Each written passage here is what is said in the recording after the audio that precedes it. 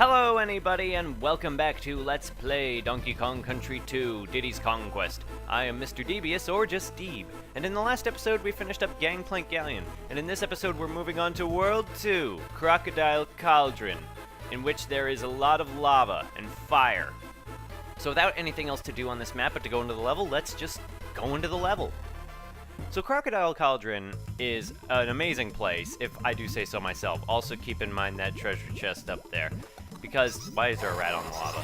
Because this is only the second world in the game, and they elected to go with a fire level.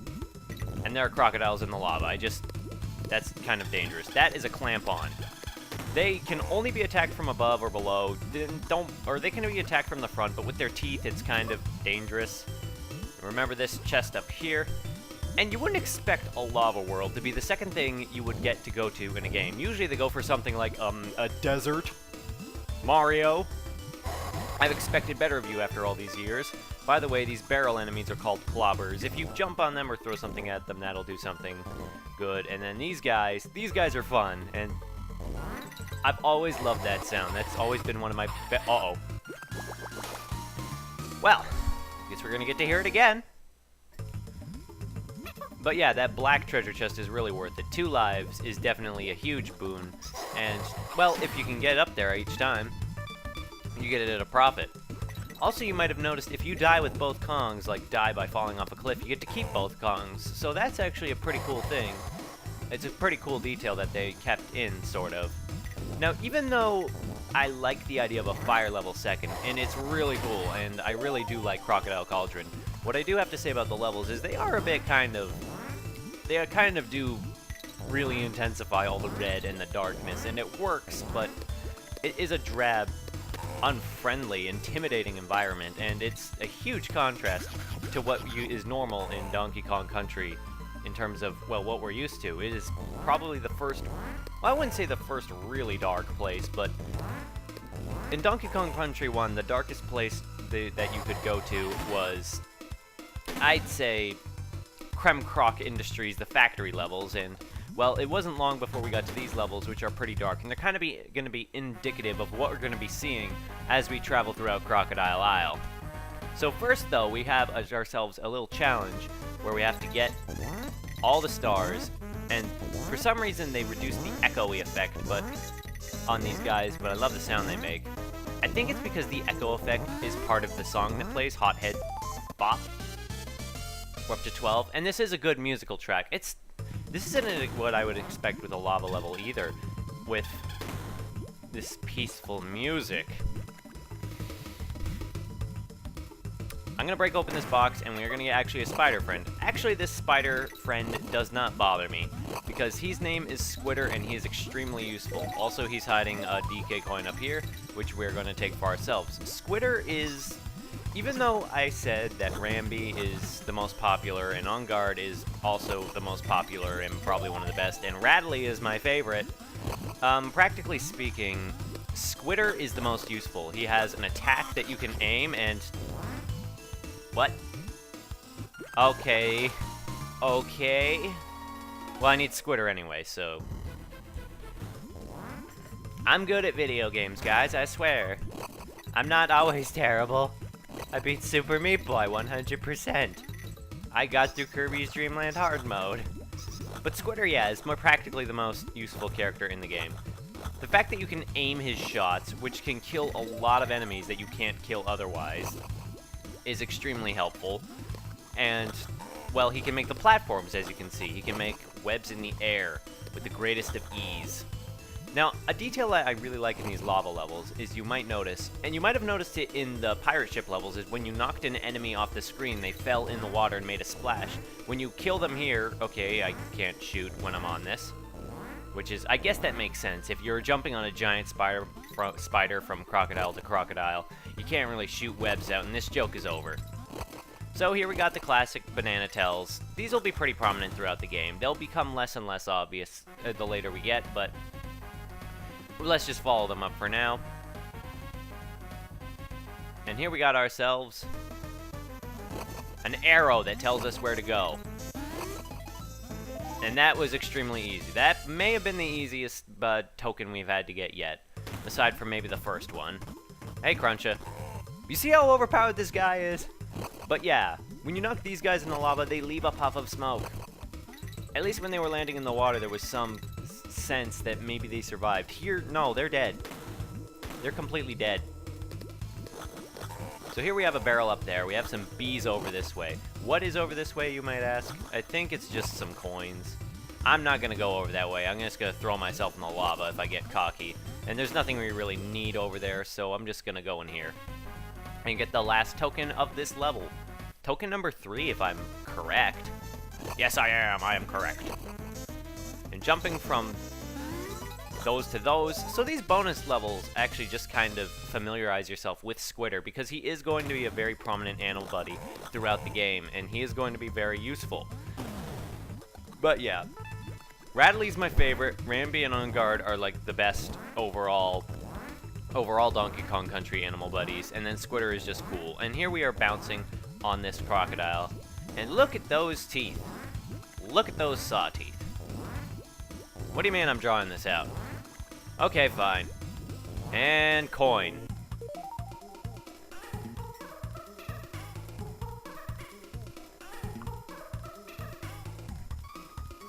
What's with the high pitch, Diddy Kong? Is that your way of saying, oh my god, it's too freaking hot in here? I think it is. So, we beat that level, and we unlocked a couple of locations. Now, what is up with that level above us with the head facing us? It's not like the other crocodile head.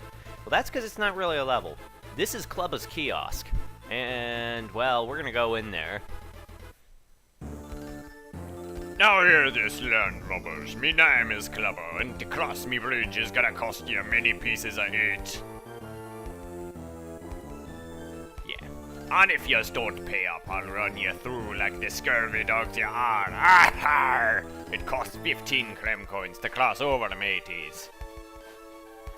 So it's kind of interesting that if you've been collecting all the Creme coins up to this point that you can only have 14 by the first time you visit this guy. And that's probably for the best, because this guy, Clubba, he is not your friend.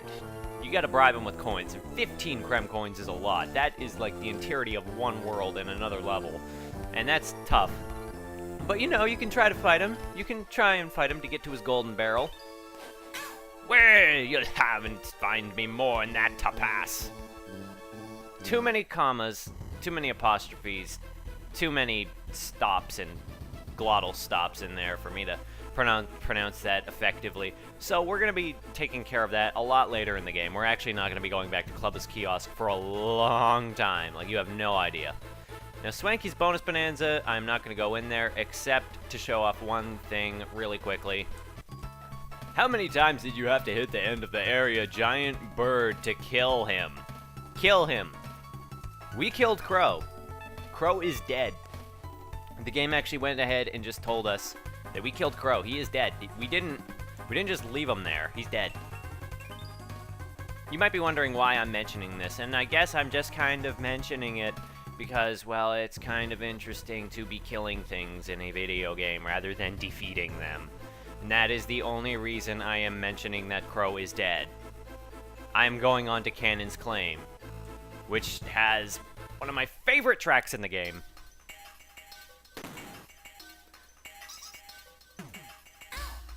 Damn it. We want to come over here this way instantly and get ourselves a bonus barrel and immediately cut off the great music before it actually gets a chance to start. These are the mine shaft levels, and they're kind of curious to be found in the lava world, like the second level you do, but they make sense. So here we have these barrels that are basically, all you gotta do is jump in them with the respective Kong. Like, only Diddy Kong can ride Diddy barrels, and only Dixie Kong can ride Dixie barrels, and that makes sense. It's not too complicated. World 2 introduces a whole new slew of barrels. But yeah, mine shaft levels are another instance, actually. They are, I wouldn't say they're exclusively the Volcanoes, Crocodile Cauldron's version of vertical levels, as opposed to the rigging levels in the first world, but they definitely feel like it. And the music is starting now, and I am giddy. This just makes me feel giddy. God, Kongs make great weapons. If you throw a Kong and just leave them there, they get kind of hurt. And that's kind of an interesting thing, anyway. Not Kongs getting hurt, I mean the vertical level thing. Because Donkey Kong Country didn't really do much with the idea of a vertical level.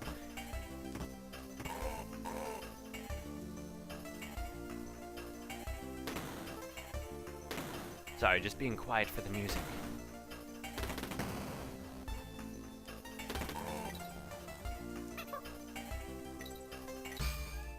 Yeah, I basically really like this track. It's one of my favorites in the game. So Donkey Kong Country didn't really do much with the whole vertical level thing. And it had high levels. It had levels where you could get up to like rafters, especially in like temple levels.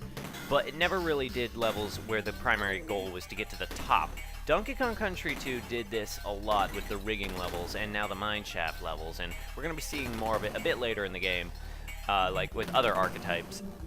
And it does the dimensions, it explores the dimensions of the world more. Like, even in the horizontal levels, they'll go higher and lower.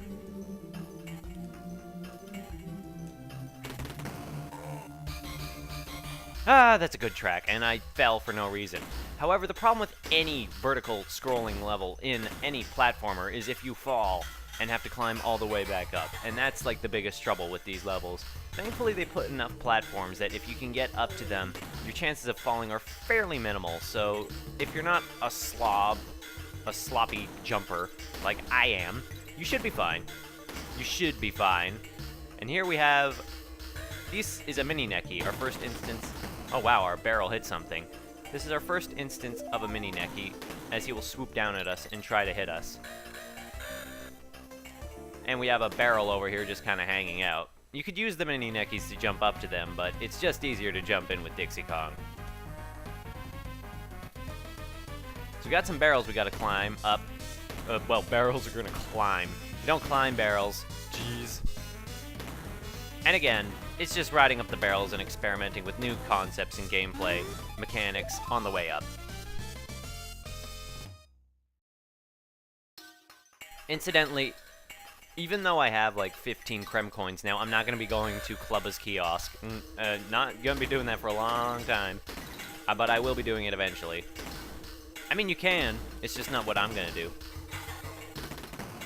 So we got ourselves a TNT barrel, and those are pretty great. They'll kill enemies that you can't normally kill. Not that you can't kill the cannons. The enemies with the cannons are called cannons, but, you know, it works because it's cannon with a K. And the cannons are actually repurposed Clubbas from Donkey Kong Country, who were basically, they were dressed up in military fatigues. They kind of had like a officer on duty, high-ranking Kremling thing, and in that game, interestingly, they had a helmet that could protect them from being jumped on by Diddy Kong. Oh, that's a thing up there. I want up there. Well, I'll find a way up there. But yeah, in the first game, they did a thing with a thing. And you can jump on these barrels for platforming. But not quite enough. There we go.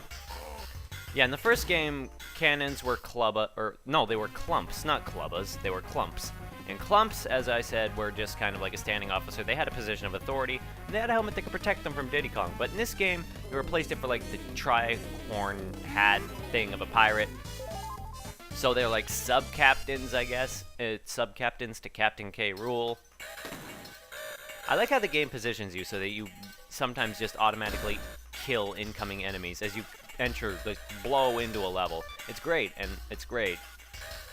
Now, the game is also going to get more tricky with these little puzzles of how to hit the target with enough force to break it. And I'm going to try to break each one with enough force instead of, like, just weakly hitting it. Because if you just weakly hit the target, it just plays a little victory jingle, and you just run away, and you don't get to play your guitar or play your radio. You don't get to do any of that. You just have to live with it. So looking at the time, I think we have enough time for one more level, I think. Well, yeah. Okay, let's try and do this. Well, let me see if I did not get everything in this level. Okay, be right back when I find the last thing. Yep. This is the only, well, This is the only DK coin you get in the standard levels of the game that's hidden inside of a mini game. So that's kind of a mean hiding place. But there it is. If you're curious, if you played this game and always wondered, where do I get that? And you never heard of Game Facts. So we're going on to the last level we're going to be doing today, and that is Lava Lagoon. Wow! So we actually come to another ship hold level where we have super boiling hot heated water. And that's not lava. It's nowhere near dense enough to be lava. I mean, you can see through it. And you're probably thinking, oh, it's just the water coloration. But no, this is definitely water because you jump on the seal and he cools it off into water, into cool water. So, yeah, also if this was lava, this entire ship would be burning. So take that, the one person who might argue that this is lava, but not really. So this is the gimmick of this level. You can see right away. You have to jump on those clappers, I think they're called. And then when you do that, they will cool off the water, and you have a time limit to get through. However, it has to glow bright red for it to hurt you, so you have a little bit of a warning when it kind of turns normal red. So yeah, they cool off the water, and suddenly you aren't allowed to just explore and rub your face over all the boxes like I like to do in these levels because of how they hide things. Green flotsams are harder to avoid than red flotsams. Don't ask why, they just are. And you hold to the left there, and you'll go through the wall and get yourselves just a free coin. You come up this way, and you can get yourselves an invincibility barrel, which is important for something. Just trust me, it is. I forget what, though. Or maybe it's just a chance for invulnerability. Or maybe it's, yeah. I guess it's just a temporary chance for vulnerability. Or maybe there's another one later in this level. Kaboing! Dead. It has been brought to attention that somebody doesn't like it when I massacre all the enemies in the game, so I'm going to be taking all the efforts I can to kill every enemy in this game, since this is not an RPG and I can't overlevel. Now these are puffers. I think they're just called puffers, and they will just get in your way and expand so they become a bigger target than they normally would be. So don't go up above the seal. There's nothing there. It's just kind of there to waste your time if you try to. And is there something up there? Oh, yep, there is something up here. I am going to regret this. Or not. And I don't think I've found a bonus barrel. Oh. Nuts. I just want to find my fishy friend. But that basically tells you that there is something around here that will help you get through a thing. That'll help you get through a thing, yes. Brilliant. Brilliant. But on guard, the game does this a lot, where it has sections where you'll just get this little sign that says no animal buddy, and then you're supposed to wonder, I wonder if there's an animal buddy around here. I think it's in here, though. So it's not super well hidden. Destroy them all. So don't always go back when you see a sign looking for a friend, because sometimes they're hidden ahead in a bonus section and very closely nearby. The game doesn't do it so that they would put a sign and then put the animal buddy at the end of a level. That would just be super mean. So what do we need On Guard for in this level aside from destroying them all? Well, that's it. And then they take him away from us anyway, so there is another On Guard hidden in this level somewhere, but I don't think I've ever really been able to find him that often. So I'm not gonna hang around too long on that measure. Beetles, dead. Incidentally, Mode 7, I think Mode 7 is at its finest in these levels. Even though I'm not really a fan of the overall aesthetic of these levels and how they kind of look weird, a little weird, if you think about it. There's nothing up there, that's a trap. Oh god, I'm gonna die. That was a little scary, but yeah, this level is a good example. It's a solid. No!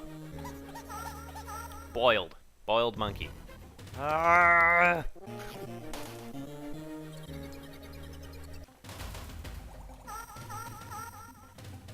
Oh, that's where On Guard is. And for your efforts, you get a life. Yay. So yeah, for this section, I would just recommend not hanging around, not wasting your time looking for stuff, because there isn't stuff really. There usually isn't a ton of secrets in these levels. Well, there are, but they're usually hidden in kind of weird ways. But I think you get the point of this level. and they just give you a cannon and just kind of finish it off. So I'm just gonna wrap that up with a shot. I didn't get the decoy coin. Damn it. Well, at least I got the other thing. Ah! Oh, there we go. That's where we gotta go. Alright, now that we're back here where we need to go, the answer to our question, I believe, is over here. Now that we have invincibility that will save us throughout the course of the lava turning red, because that seal only cools it off for a short time, we have invincibility long enough to get to the top of the level, knock that guy into lava, and shoot ourselves to victory. And have Diddy rap again. Great. Great, great, great. Alright, so we cleared up 3 levels today, and we showed off some of Crocodile Cauldron, which I like as a fire world, which is the second world in the game. So I feel that we made a lot of progress today. The time has passed a little bit, so I am going to call this an episode here. And, alright, and in the next episode, we are going to be going on and doing the rest of Crocodile Cauldron. So if you want to see that, then I just hope to see somebody in the next one. Bye-bye.